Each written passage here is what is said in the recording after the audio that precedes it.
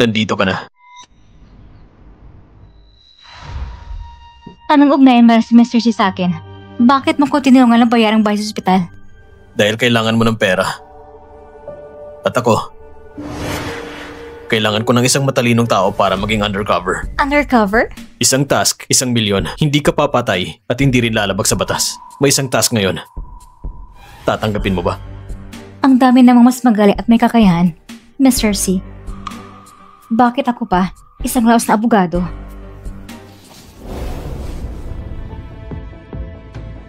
Kasi, may potensyal ka sa larangang ito.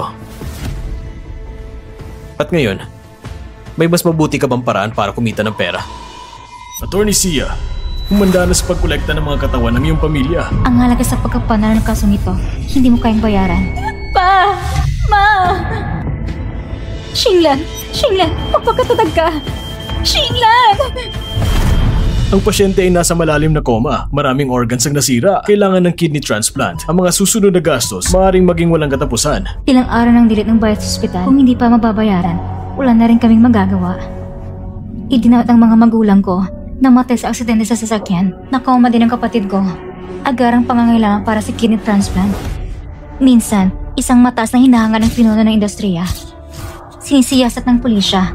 Pero ano ba talagang nangyari? Tinanggalan ka na ng iyong lisensya bilang abogado. Hindi mo na kayang hawakan ng kaso ko. Magbayad ka ng breach penalty. Attorney Sia, napag-isipan mo na ba? Mga gastos sa medika ni Xinlan.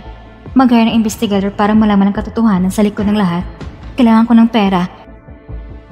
Sa sandaling ito, wala akong pagpipilian.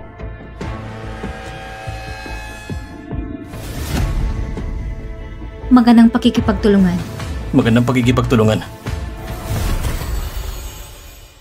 Unang task, pumasok sa Honghai International, maging espesyal na assistant ng ikatlong anak ng pamilya si. Espesyal na assistant? Isang top lawyer mula sa Jinsheng Law Firm, Shan Anfeng. Mag-a-apply bilang assistant, isang abogado na hindi pa natatalo sa isang kaso. Isang top lawyer? Gusto mo maging assistant ng CEO? Hindi ko maintindihan. Hindi mo kailang maintindihan, basta magampanan kong trabaho sa probation period, sapat na. May kanya-kanyang espesyalisasyon. Kahit gaano ka kagaling sa mga kaso, hindi ibig sabihin na marunong ka na maging assistant. Sa'yo to?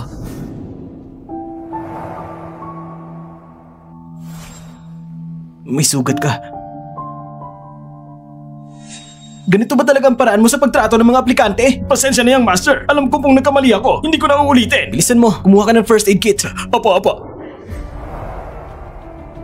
Gawin mo ang paraan na mapansin ka ni Siwei Yuan. Kung paano ka matatanggap sa interview. Nasa galing mo na yan, Miss Sia. Maging, itong kayang arrangement. Siyempre, hindi ko to pababayaan. Ngayon, pwede mo na bang sabihin sa akin kung bakit ang isang napakahusay na abogado ay mag-a-apply bilang assistant? Isang linggong na nakalipas, ang mga magulang ko at kapatid kong babae ay nasangkot sa isang malubhang aksidente. Namatay ang mga magulang ko at ang kapatid ko ay hindi pa rin nagigising. Pasensya na. Ang lisensya ko bilang abogado ay nasuspende dahil sa ilang dahilan. Kailangan ko ng trabaho para kumita at mailigtas ng kapatid ko. Pakiusap, bigyan niyo na ako ng pagkakataon. Pwede ko bang malaman kung bakit naipasara ang law firm mo? Noong huling kaso ko, masyado akong naging padalos-dalos at lumabag ako sa mga patakaran. Pero Mr. C, hindi ako lumabag sa batas. Hindi ko nawala na siguro ko ng kwalifikasyon para makipagkompetensya sa posisyong ito. Nagdadalawang isip pa siya. Kanina sabi ng sekretara ninyo, pagkalipas ng 10 minuto, may isa pa kayong mahalagang meeting. Ayaw kong kunang oras ninyo. Sandali. Magiging mabuting assistant ka.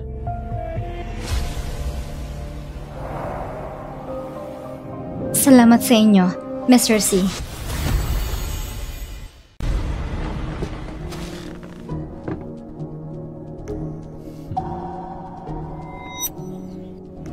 Ang isang bastardo siguro, hindi na kailangan ng upuan. Tumayo na lang siya at makinig, malaking pabor na sa kanya. Hindi. Mukhang pangit pakinggan ng bastardo. Dapat tawagin kang halo-halong dugo.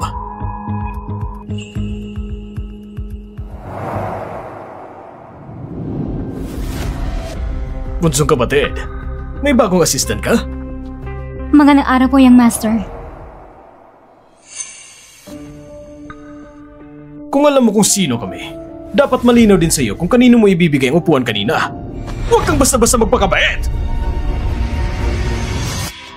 Kuya, unang araw pa lang niya sa trabaho. Wala pa siyang alam.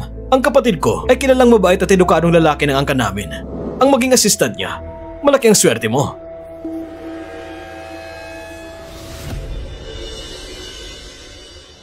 Ganyan talagang ugali ng kuya ko. Huwag mo nang dibdibin. Ayos lang. Wenyuan? Xingyu, bakit ka nandito? Ang init-init pa ng panahon. Naghatid ako ng sopas para sa'yo. Kagagawa ko ng cooling soup. Xingyu, ikaw ngayon ang kabayang bahay ng pamilyang Si. At bukod pa doon, ang dinadala mo sa tiyan mo ay magiging panganay ng apo ng pamilya. Hindi mo kailangan pagurin ang sarili mo. Dumaan lang ako. Kailangan mong alagaan ang anak mo. Huwag mong hayaang maisahan ng isang bastardo.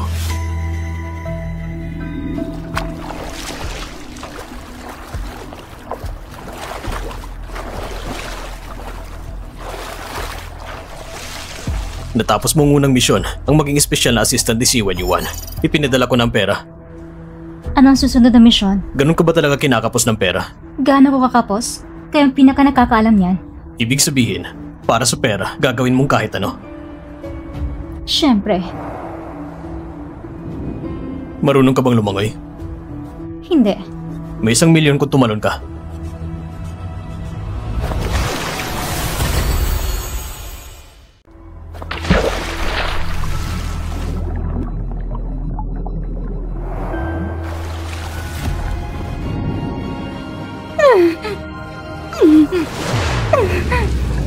Malubha ang kondisyon niya ngayon. Hindi rin namin masisiguro kung magigising pa siya.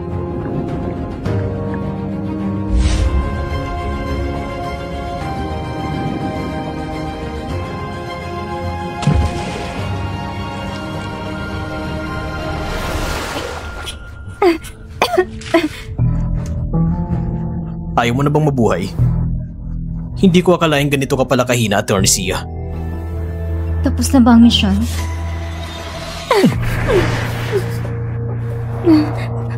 Marunong ka bang maging invisible? Ano? Kailangan ko ng invisible na girlfriend. Yan bang pangalawang misyon? Hindi. Pero, makukuha mo mula sa akin ang gusto mo.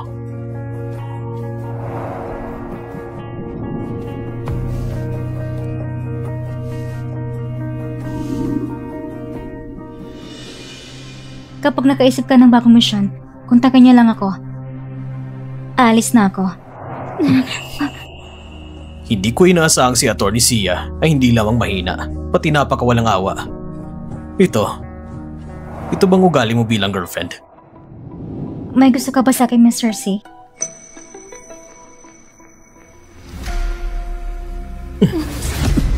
Hindi nakakatawa ang biro mo. Kahit hindi ko alam ang totoong dahilan kung bakit niya gustong gawing invisible ng girlfriend. Siyak na hindi dahil sa pag-ibig. Kung ganon, bakit niya pa kinaintindihan ang ugali ko? May bago kang misyon. Paalisin mo ang bata na si Siwen Yuan.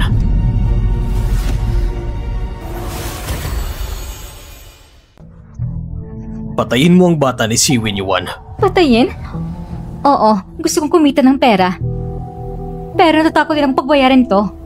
Mula nung pinili mo makipagtulungan sa akin, wala ka nang atrasan. Hindi pa ipinapanganak ang bata. Sa legal na pananaw, hindi ito itinituring na pagpatay. Pareho naman tayong matatalinong tao. Alam mo naman ang panganib at kahihinatnan mo. Kung malaman ng matanda na malapit na siya magkaroon ng apo, kung ganun ang pera, malaki ang posibilidad na mapunta lahat kay Bunso. Kapag dumating ang oras na yon, wala akong kahit ano. Paano ko pa mababayaran ang napakataas mong bayad? At ang kapatid mong babae, hinihintay pa rin ang perang ito, hindi ba? Chunwan, bakit hindi mo sinabi kay Miss Sia na nung nagkaroon ng aksidente ang pamilya niya, ikaw agad ang tumawag ng ambulansya kaya nailigtas ang buhay ng kapatid niya? At pagkatapos, magpapasalamat siya sa akin? Sheng, nakalimutan mo na ba na sa pagkamatay ng mga magulang niya, may bahagi rin akong kasalanan? Ayoko lang na magkamali ang tingin niya sa'yo. Sa huli ano? Ang gusto ko'y paghigante. At gusto niya ay pera. Ginagamit lang namin ang isa't isa. Yun lang.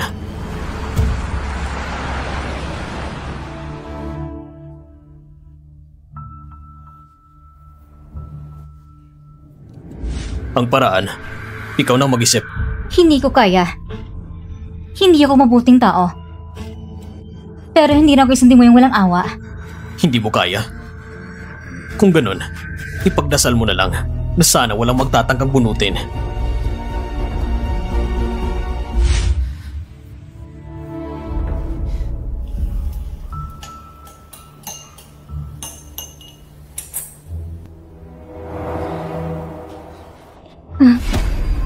Sanshao, Ayos ka lang ba? bakit ka nandito?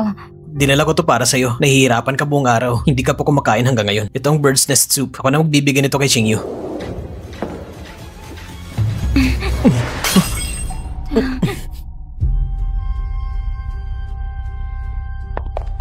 Ayos ka lang ba? Hindi ka nasaktan? Pasensya na po. Nagkamali ako. Pasensya na po. Nagkamali ako. Wala lang yun. Hindi mo na kailangan mag-alala ng sobra. Inumin mo ng gatas. Ako na lang ang gagawa para sa kanya.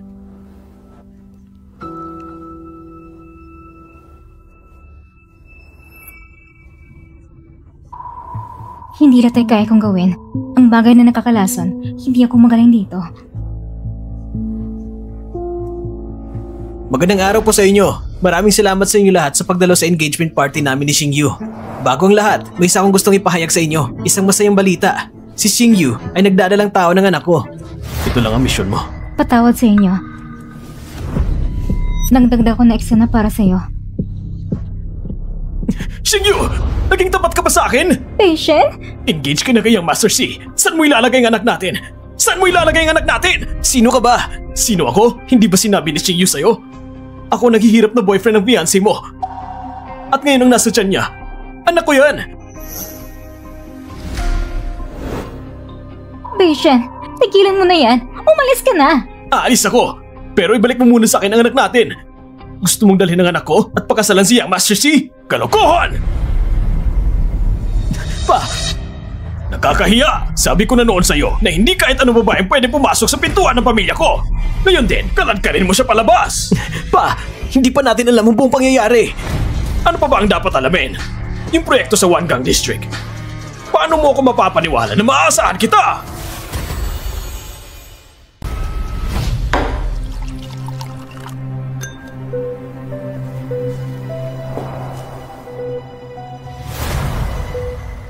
Sa tingin mo ba, karapat-dapat ka sa basong ito?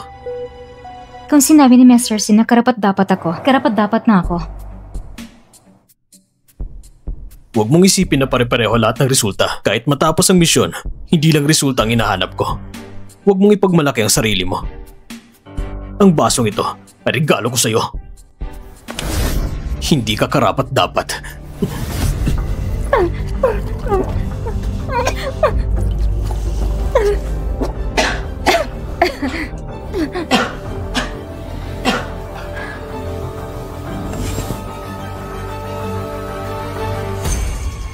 Nagdagdag ka pa talaga ng panauhin para sa palabas na to. Isang buhay na tao. Kayang buhay ni Song Vision sa isang eksena lang. Pero, Alam mo ba ng ginagawa mo ay magiging kaparusahan sa hinaharap? hindi. Ang bata na kay Song Vision, hindi mahanap. Bakit? Pinapatay ka ng isang batang hindi pa ipinapanganak. Ganun ba talaga kahirap? O baka naman, gusto mong maging mabuting tao? Hindi ako mabuting tao. Bilang isang abogado, humawak ko ng kasong hindi dapat kinahawakan. Tinanggap ang perang hindi ko dapat tinatanggap. Nadama yung mga magulang ko. Nadama yung kapatid ko. Dapat ka mamatay na lang ako.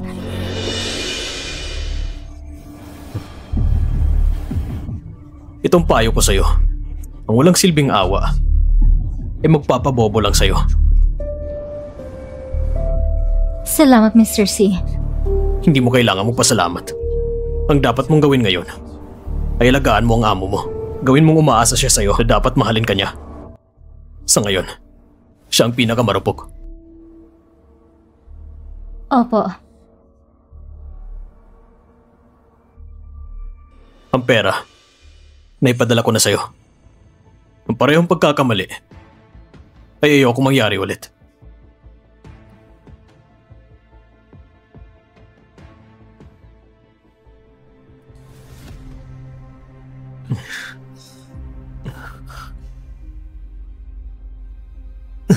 Juan, sabihin mo nga. Nadawit ko siya sa plano ko ng paghihigante. Nagkamali ba ako? Akala ko noon, magkatulad kami. Pero ngayon, mukhang ako lang ang tunay at lubos na masamang tao. Nga pala, nahanap na ba yung may pilat na mata? Wala pang balita sa ngayon. Sa tingin niyo ba ang tawang ito ay may kinalaman sa aksidente? Lumabas siya sa lugar ng insidente, pero parang hindi siya outsider. Kaya siya ay napakahinala.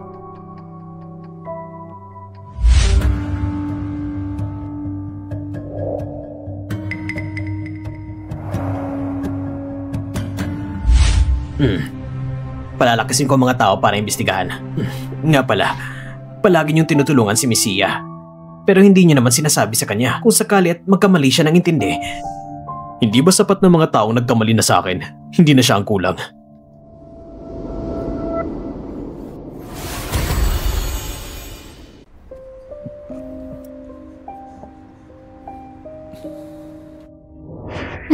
Mr. C, lasing na po kayo.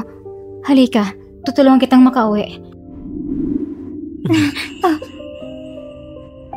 Ano man ang sabihin mo, maniniwala ako.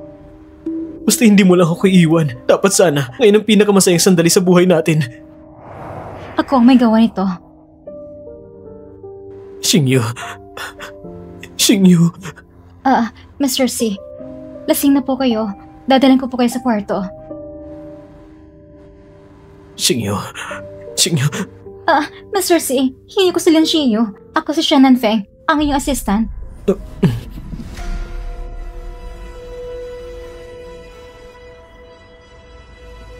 Pasensya na, Nanfeng. Lasing lang ako. Walang problema, Mr. C. Kukuha na ako ng tubig para sa inyo. Hindi na kailangan. Pwede mo ba akong samahan sandali?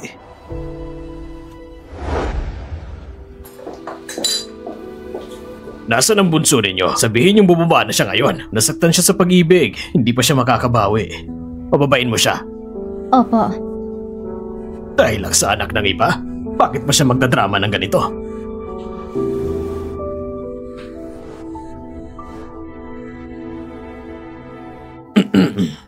Ang proyekto sa Wangang District matagal nang nadidelay. Gaganapin ang groundbreaking ceremony ngayong hapon. Pagdating ng matandang Shen, ang paborito niyang apong babae, si Shen Watang, ay darating din para makuha ang lupang iyon sa Wangang. Malaki rin ang naiambak ng pamilya Shen. Dapat lang na magsanib pamilya ang dalawa nating angkan. Si Shen Watang na yan. Maganda raw ang impresyon niya sa inyong bunso. Kaya, ikaw... Kayong tatlong magkakapatid, kung sino man sa inyo makakapag-asawa kay Shen Watang, bibigyan ko ng 10% ng kumpanya bilang gantimpala. Ang proyektong Wangang District na ito, matagal na itong hawak ni Hao Xiang. Kung ganon, ipapaubaya ko na ito. Xingyu, hindi pa kayo pwedeng pumasok. Pitawan mo ko. Sino bang nagpapapasok sa kanya? Palisin niyo siya! Wing Yuan, patawad sa'yo. Xingyu, bakit ka nandito? Sino nagpapasok sa kanya? Paalisin niyo siya! Narinig ko, hindi ko makausad. Wing Yuan, hindi karapat-dapat ang ganito sa'yo. Para sa isang babae, araw-araw pa rin ganito sarili mo. Huwag mo alalahin ng kumpanya. Ang Wangang District, huwag mo na rin hawakan. Ipapasa ko na lang sa ikalawang kapatid mo. Mga tao, itapon yung babae ito palabas. Hindi ito usapin ni Wing Yuan. Ako ang may sala. Sa totoo lang. Xingyu, ano ba talagang gusto mong sabihin? Sa totoo lang. Sa kanyang Master C. Xingyu, bakit mo tinuturo ang kapatid ko? Sa kanyang Master C. Siya nang patama sa papa ko mula sa scaffold. At nabala isang paa niya. Pinagbantaan pa niya ako. Sabi niya, kung hindi ko gagawin, sa susunod, hindi na kasing swerte yung papa ko. May ebidensya ka ba? May silya siya sa itaas.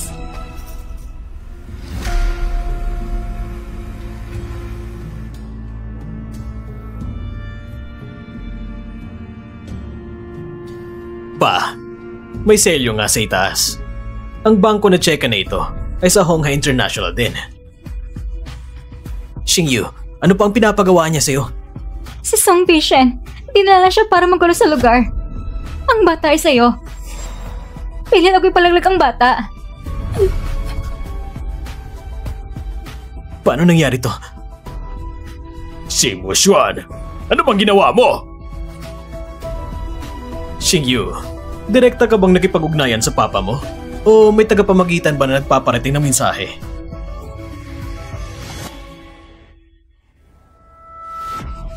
Shannon Feng, hindi ko pwedeng hayang malinis ka rito.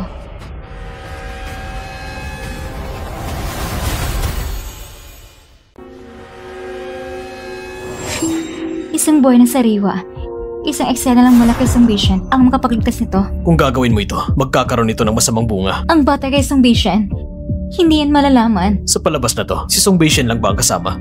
Lumalaban na si Lin Xingyu ang totoong problema. Lin Xingyu. Tinanggap mo ng pera pero nagbaligtad ka pa. Mukhang 2 beses ka palang binayaran. Kuya, ikaw talaga? Dali ng pamparusa ng pamilya! Papatayin ko ang halimaw na ito! Papatayin kita! Papatayin kita! Papatayin kita, hayop ka! Nung una, dapat hindi na sana kita kinuha mula sa ampunan! Si Simu siya na isang demonyo. Pinahamak niya ang anak ni Bunso. Pa, saktan mo pa siya! Papatayin kita! Papatayin kita! Kung alam ko lang noon, hindi ko dapat hinayang ipinanganak ka ng mama mo! Kayong mag-ina ay puro kamalasan! Ganun ba? Ganun ba? Simu Juan, sobrang nakakadismaya ka. Ang dati ko pang plano na ibigay ang proyekto ng Wangang District sa'yo.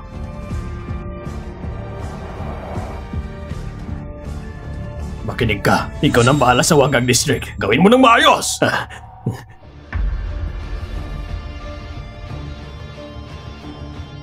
Si Wuchuan, ngayong gabi, lumuhod ka sa hardin at hindi ka pwedeng tumayo. Kung hindi, lumayas ka sa pamilyang Si!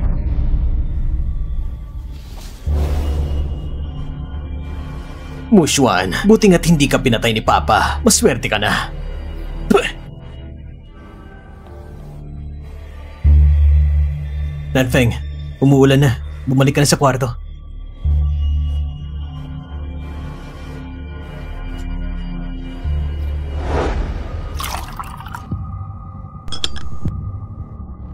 Si Lin Xingyu talagang naka-jackpot ngayon. Nagpanggap sa drama, nagpakasal sa'yo at kumita ng pera.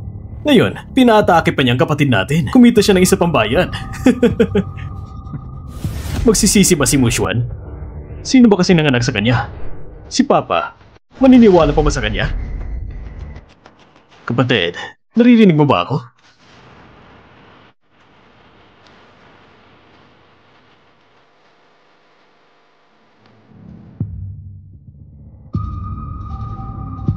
Huwag hayaan si Ling Xingyu na muling magpakita sa Yesheng. Hindi ba parang galing sa bibig mo na isang kilalang babaero mga salitang yan? Isang piyesa lang sa laro. Iiwan pa ba na parang gawing sabaw?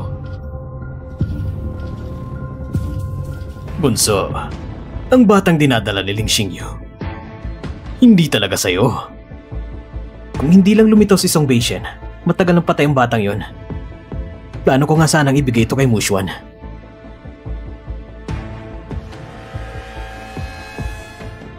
Sino ba talaga nagpadala kay Song Beishen? Halos masira niya ng buong plano natin.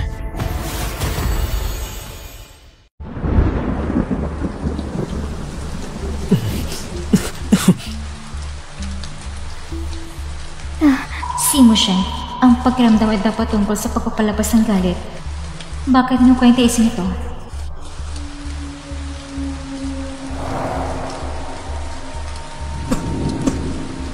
Kuya, ayaw ni Papa na makita tayo magkakapatid nag-aaway at nagtutunggali. Lumayas ka! Muntik na kong makatagpo na isang bastardo at bungo ng simpatsya.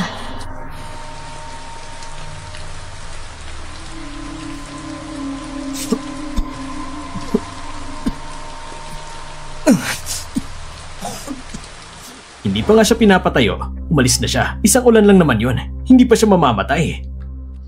Bakit ba sobrang gusto mong mamatay siya? Magkapatid kayo, isang dugo ang dumadaloy sa inyo. Kailangan mo maging katulad ng bunso ninyo. Kagabi, siya pang lumapit sa kanya para payungan siya. Gantihan ng kabutihan ng kasamaan, yun ang dapat gawin ng totoong lalaki. Pa, kailangan ko munang pumasok sa kumpanya.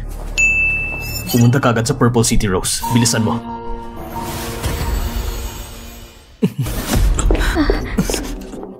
Mr. C. Halika, tumayo ka.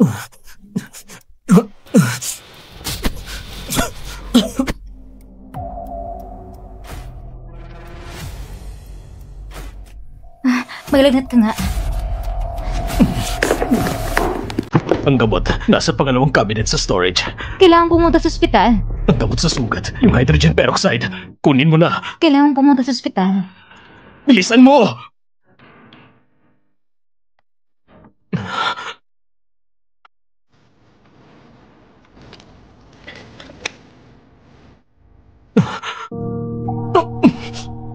Mr. C, ipagpatuloy pa ba natin?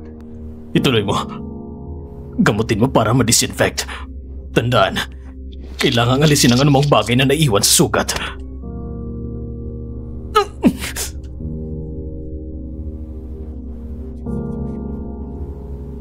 Paano siya nabusabay ng pamilya C? Yung nangyari ngayon. Salamat, Mr. C. Tayong dalawa ay parang dalawang bala na nakatali sa iisang lubid. Kung may mangyari sa'yo, hindi rin ako makakatakas. Nabagsak ng eksena mo. Matagal ko nang sinabi sa'yo na ang palabas na to, hindi lang si Song Beishan ang kasama. Ang ibig mong sabihin, ang pangalan ng plano para ilagay ka sa alanganin? Hindi po pwede ang pangatlo. Ang ugali ng ikatlo ay ni Katro sa ating dalawa. Gusto kong marinig ang detalye. Tayong dalawa ay parang asong gubat sa imburnal. Laging handang umatake at manakit. Eh ang bunso namin.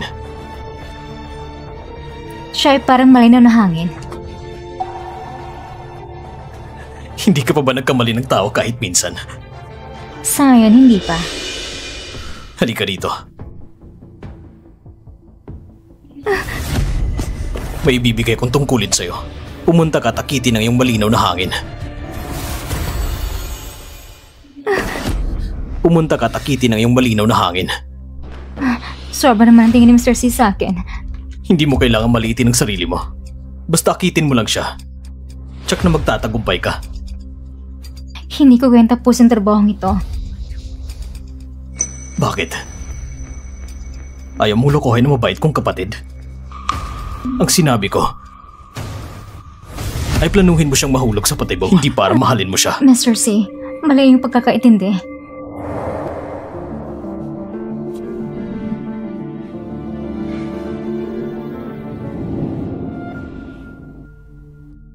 Kailangan mo makalapit agad kay Siwen Yuan at pasayahin mo siya. Si Mr. C sa kanyang kapatid, talaga namang hindi magandang trato. Pinapayara ang mga babae ng gamitan niya sa kanya. Mali ang salita mo. Ito'y tinatawag kong pagbabahagi. Huwag kang magalala. Pagkatapos ito lahat, ang kapatid mong babae makakuha ng operasyon sa bato mula sa nangungunang eksperto sa buong mundo. Huwag mong isipin na pwede mo ko labanan. Binabalaan kita. Kapag nagalit ako, hindi ko alam kung anong magagawa ko. Ikaw ay nasa liwanag. Ako naman sa madilim. O pwede ring sabihin, ang pamilya mo ay nasa liwanag habang ako ang mabangis na aso na nasa dilim. Inabisuhan ko kayo.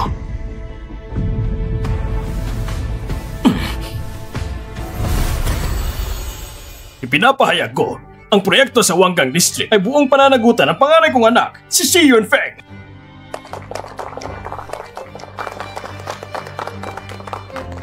Salamat sa inyong pagdalo sa seremonya ng pagtatayo ng Wangang District. Tinitiyak ko na pangungunahan ko ang Honghai International patungo sa mas mataas na tagumpay.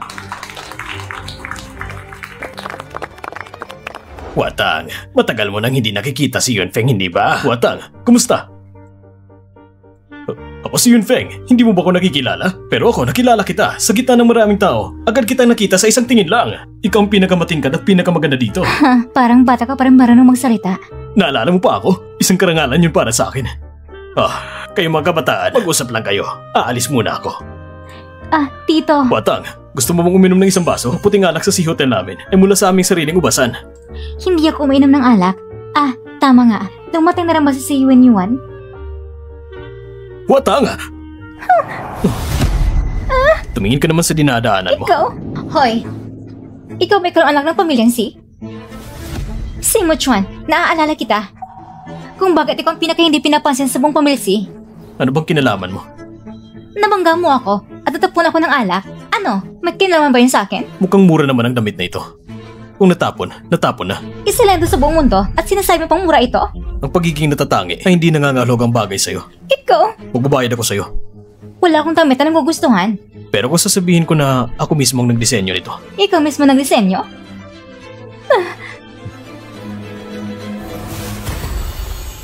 Pag tinignan ka, parang malapit ka nang mamatay. Dumating na si Watang. Pumunta ka at kausapin siya. Hindi ba sinusundan siya ng kuya ko?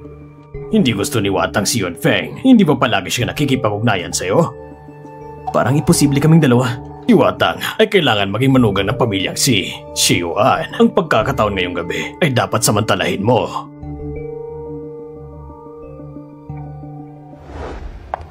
Mr. C.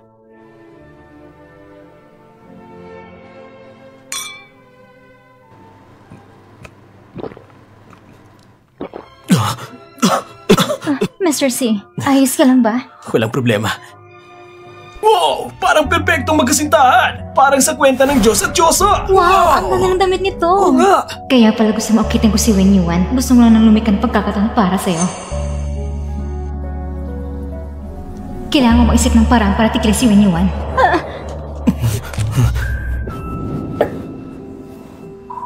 Ayos ka lang ba? Parang naikot kong pa ako. Iaatid kita sa ospital. Salamat.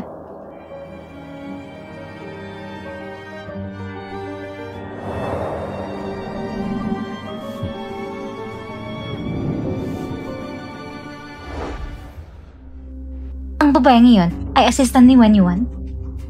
Nagselos ka ba? Bakit ako magsiselos? Nabalitaan ko lang na hindi basta-basta babaeng ito. Dati siya isang kilalang abogado. Ngunit, nakasagasa siya ng tao at namatay ang kanyang pamilya. Talagang malas na babae. At palaging pinag-uusapan pa sa likod niya ang mga taong mayayaman. Dapat lumalayo sa mga chismosa. Ikaw? Anong ginagawa mo? Ang hikaw mo, hindi bagay sa damit na ito. Ibabalik ko sa'yo sa susunod.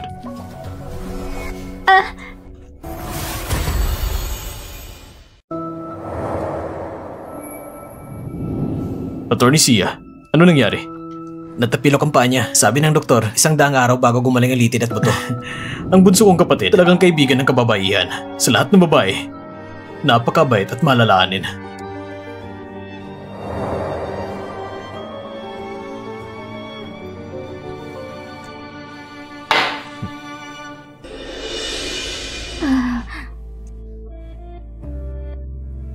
Kung nahihirapan kang gumalaw, sabihin mo lang sa akin.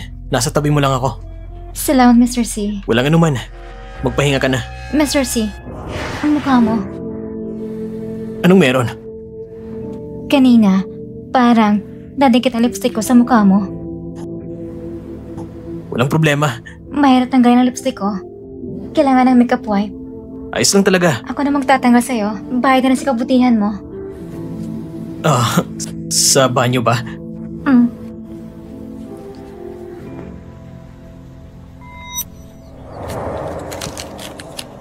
Ito ba yun? Oo, ito yon. Umupo ka.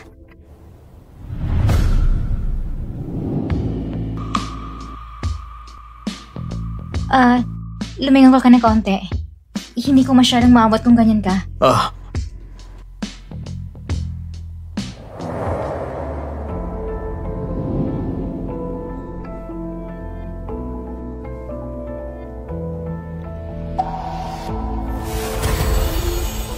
Magpahinga ka na. Good night. Good night.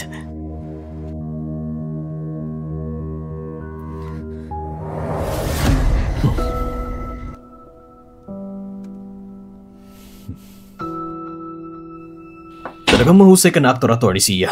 Sa pangkaraniwan, tahimik ka lang. Pero sa pang-aakit sa lalaki, talaga namang biyasa. Hindi ko nabigong misyon. Mali pala ang pagtingin ko sa'yo. Ang utos ni Mr. C. Kaya sapoy ang tubig, kailangan tapusin. Talaga ba? Sa tingin ko, hindi ka masyadong nahihirapan. Medyo maayos pa nga. Kaya pala, ang pag-aakit sa lalaki ay specialty mo. Mr. C, dito sa bahay ng C, hindi ka ba natatakot mahuli? Gusto kong ganitong pakiramdam. Paano ikaw, Attorney Sia? Bastos. Bastos. Gusto ko rin ng salitang yon. Mr. C, sa tingin ko, mas mabuti kong ilalim ang oras mo kay Binibining Shen. Walang problema. Para sa akin, isa lang naman siyang piyesa sa laro. Ano mong dapat ko ikabahala? Ano man ang gusto mong gawin, wala tang kinalaman sa akin.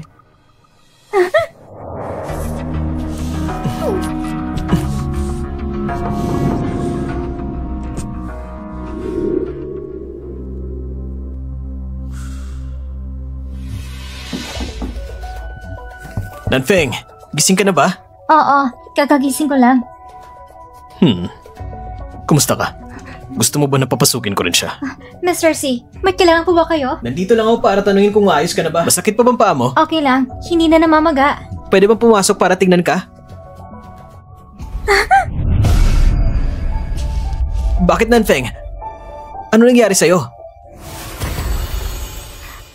Nung bumaba ako ng kama kanina, masakit pa rin ang paa ko. Mag-ingat ka. Kung hindi ka okay ngayon, huwag ka munang pumasok sa trabaho. Magpahinga ka muna. Okay lang ako. Bakit hindi ka kumibo kanina? Ha? Dahil ba sa sobrang sarap? Mr. C, dapat ka nang bumalik sa kwarto mo. Mamaya, magising na ang lahat.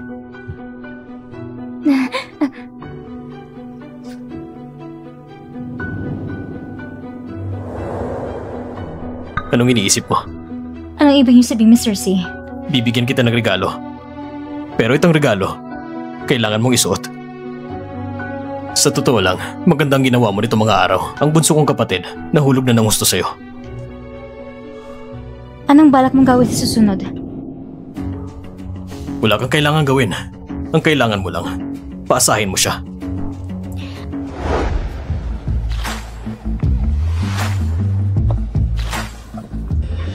Ang mga mayayaman, marami lang akong nakitang paraan para maligaw sila. Pero para kay Senyorita Shen, nagpagawa pa talaga ng garden villa.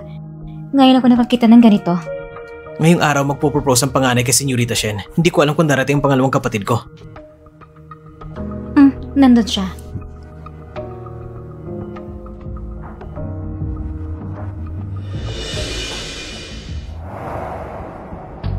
Bastardo, ikaw, gusto mo ring ligawan si Watang? Alam mo bang kasabihang parang pala kang gustong kumain ng laman ng gansa? Narinig ko na, hindi ba ganyan ka rin? Ikaw, karapat-dapat ka ba makipagkumpetensya sa akin? Ngayong gabi, magiging babae ko si Shen Watang. Lumayo ka na lang. Kuya, hindi valid ang pagdedeklara mo na mag-isa. Ang tawag doon, imahinasyon.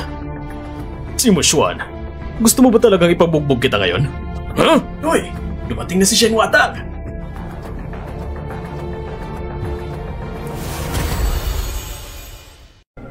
Uy, dumating na si Shen Watang! Watang, maligayang kaarawan. Salamat. Napakabait mo naman. May maliit pa akong sorpresa para sa'yo. Hindi ko kasi ang Master C ay romantic pala. Para sa'yo, syempre, pinag-isipan ko to ng gusto. Pero, allergic ko sa pagiging romantic. Watang, sagutin mo na ako. Ngayong gabi ng kaarawan mo. At engagement party din natin. Itong singsing na to, binili ko sa auction ng Royal Family. Pinagawa ko pa sa isang master jeweler. Watang, nakita mo naman ang sincerity ko.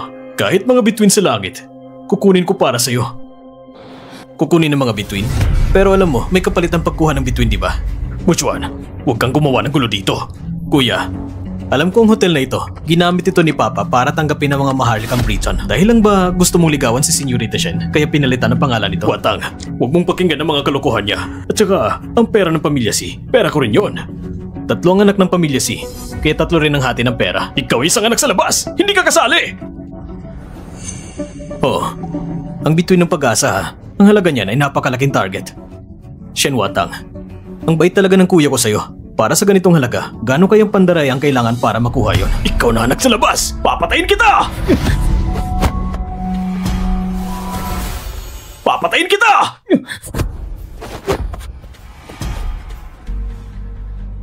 Shen Watang, kung akong nasa posisyon mo, sasagutin ko na siya. Pagkatapos ng lahat, nakagawa na siya ng malaking gulo. Dating ng panahon, ikakabit ka pang pantakip. Si Yunfeng, para ligawan ako, ginamit mong pondong ng kumpanya nang walang pahintulot. Kung papayag ako, saan ko ilalagay ang ng pamilya Shen? Watang, tapat ang puso ko sa'yo. Huwag kang makinig sa batang yan. Sinusubukan lang niya ang pag-awayin. Lumapit siya sa'yo para lang gawin tungtungan ka. Kuya, sa wakas, tama ka rin. Tama. Lumapit ako sa'yo para gawing tuntungan ka. Sabi ng papa ko noon, kung sa aming tatlong magkakapatid, sino man ang makakuha ng puso mo, ibibigay niya ang pinakamagandang resources ng kumpanya. Sabihin mo, sino ba sa amin ang ayaw nun? Tamang-tama. Nandito rin ang bunso namin. Kaming tatlong magkakapatid. Iba-iba ang tipo. Mamili ka na lang. Hindi ko inaasahan. Ikaw pa rin palang gusto kong lapitan para gawing tuntungan. Medyo tapat ka rin pala. Siyempre, bukod sa pagiging tapat, wala naman akong iba. Ang lahat, tinatawag ko kong second young Master C. Dahil lang naman yun sa apelidong C. Sa pamilya namin, akong nasa pinakailalim. At least alam ang pwesto mo. Dapat lang naman na may kamalayan sa sarili.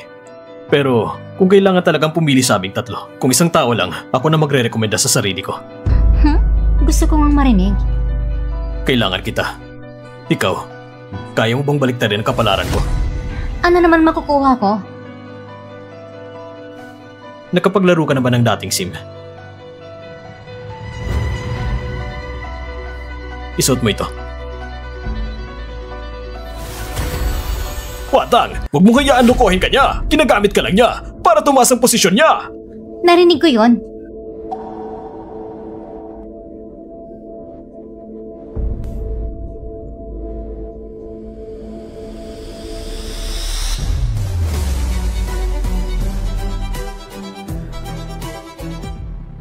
Congrats sa'yo. Ginawa mong tamang pagpili. Sana, hindi mo ko bibiguin. Ang linyang yan, dapat ako magsabi sa'yo. Sana, sa pagkakaroon ko sa'yo, hindi na ko yung bata na hinahamak ng lahat. Ikaw bata ka! Inagaw mo pag-ibig ko! Kuya, ang paraan mo sa pangliligaw, sobrang luma na. Narinig ko, si Misha nung dati, medyo may gusto siya sa'yo. Hindi ko gagawin ng kasal o pag-ibig bilang isang tulay. Kung darating ang araw na magpakasal ako sa isang babae, yun ay dahil sa pag-ibig lamang. Sa mundo mo, natitira lang ba ang palitan ng kapakinabangan? Mission, Mr. C, bakit kayo nandito? Ang aming bunsong kapatid, napakabait ng puso. Nung bata pa siya, nag-aalaga ng aso. Ngayon na nag-aalaga ng tao. Kuya! Ang tindi mo naman. Matindi ako. Hindi mo ba gusto yun? Umalis na tayo. Tigilan nyo! Ano nangyari? Hikaw ko yan. Bakit pareho sa akin? Eksaktong makapareho. Bira na panlasa ko. Kapareho rin kami siyan. Sa akin to. Watang, si Miss Sia, medyo marahas ka naman sa kanya. Naalala ko ang aking pares ng hikaw. Mukhang kinuha mo. Bakit ito na sa kanya? Paano mo ito mapapaliwanag? Ang iyong hikaw, nasa akin pa yun. Totoo bang sinabi mo? Totoo ang sinasabi ko. Ipakita mo. Kung ipapakita ko, hihingi ka ba ng paumanin sa kanya? Ipakita mo na ba kung magsalita?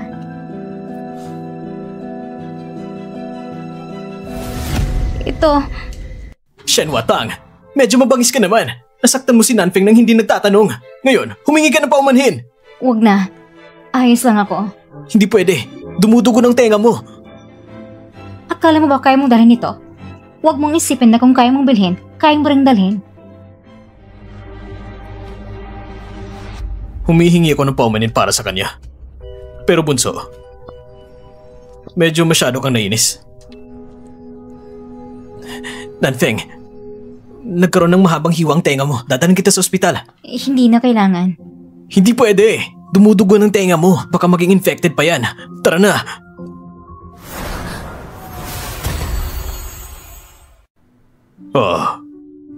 Huwag mo nang ulitin ang dati mong ugali. Mr. C. Wenyuan, alam ko namang maganda talaga ang pakiramdam ni Watang sa'yo. Pero hindi ko inaasahan na mauuna ang pangalawang kuya mo. Dapat kang matuto mula sa kanya. Pa, hindi ko gagamitin ang pag-aasawa bilang tulay. Kapag nagpakasal ako, papasahin ko lang ang babaeng mahal ko. Katulad ba ng babaeng may anak ng mekaniko? Ako at si Ling Xingyu, tapos na kaming dalawa. Tana sa susunod, hindi na yon mauulit. Ano man ang estado ng buhay niya, hindi yun yung mahalaga. Basta gusto ko lang siya. Wenyuan, napapaliw ka na ba? Mr. C, babalik man ako sa kwarto.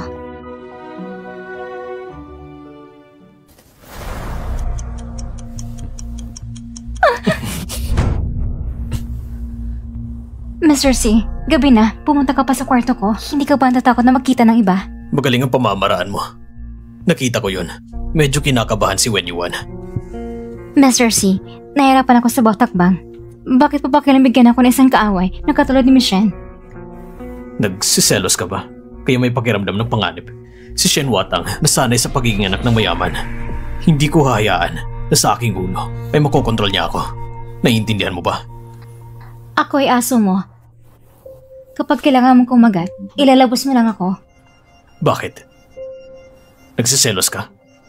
Kung ang isang halik ng sel sa 1 milyon, kumalang ilan pa, hindi rin imposible. Gusto ko lang amuyin ang halik ng selos na ito. Kung talaga bang totoo ito.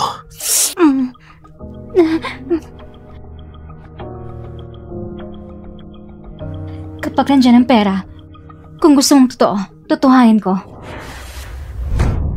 Ilagay mo naman ang mukha mong mahilig sa pera sa tamang lugar. Tandaan mo, ano man ang gusto ko sa'yo, gagawin mo. Simula ngayon, isa ka ng ibong nakakulong. Huwag mo nang isipin na lumipad. Kung lilipad na ako sa mga bisik na iyong kapatid, Mr. C, hayaan mo ba akong makaligtas?